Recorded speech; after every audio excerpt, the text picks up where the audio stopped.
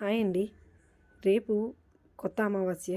కొత్త అమావాస్యని చీకటి అమావాస్య అని కూడా పిలుస్తారండి. ఈ అమావాస్య చాలా ప్రత్యేకమైనది. ఈరోజు సాయంత్రం 28వ తేదీ 7:55కి మొదలుకొని రేపు శనివారం 29 సాయంత్రం 4:22తో ముగుస్తుందండి. ఈ అమావాస్య చాలా ప్రత్యేకమైనది.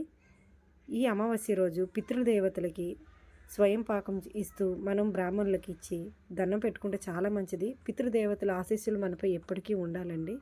ముఖ్యంగా మనం దేవుడికి ఎలా ప్రార్థిస్తామో అలాగే పితృదేవతల ఆశీస్సులు కూడా ఉండాలని కోరుకుంటాము. ఎప్పుడు కూడా మనకి తిథులు చేసేటప్పుడు అటు 5 తరాలు ఇటు 5 తరాలు చూసుకోవాలని చెప్తుంటారు పెద్దలు.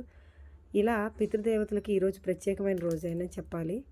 ఇంకా రెండో విషయం ఏంటంటే శనీశ్వరుడికి చాలా ఇష్టమైన రోజు, మనం ప్రసన్నం చేసుకోగల రోజు కూడా ఇదేనండి. శనీశ్వరుడు కుంభరాశి నుంచి మీనరాశిలోకి ప్రవేశిస్తారు రేపు.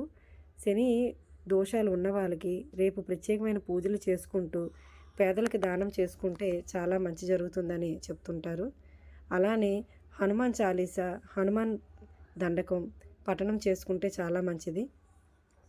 మనం ఎప్పుడైనా ఈ అమావాస్య రోజు ప్రతి అమావాస్య అండి, ఇప్పుడే కాదు ఏ అమావాస్యకైనా పితృదేవుల దగ్గర దీపం పెట్టుకుంటూ మనం మనకు తాహ తగ్గట్టు స్వయంపాకం ఇచ్చుకుంటూ ఉంటే మంచిది.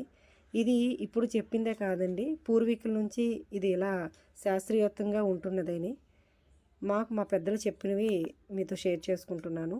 అలానే శనీశ్వరుడికి శని ప్రభావం ఉన్నది. శనీశ్వరుడు మంచిదేనండి, కానీ శనికి వేరే రాశి యాడ్ అవ్వడం వల్ల కొన్ని దోషాలు జరుగుతుంటాయి. సో ఆ దోషాల నుంచి మనకు విముక్తి కలగాలి అంటే రేపు ఖచ్చితంగా శనీశ్వరుడికి అభిషేకం అన్నీ